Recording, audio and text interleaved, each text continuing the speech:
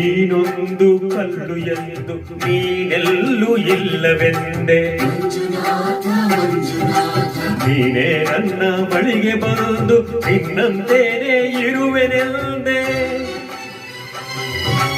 ನನ್ನ ಕಣ್ಣ ತೆರೆದು ಒಳಗಣ್ಣ ತೋರಿಸಿದೆ,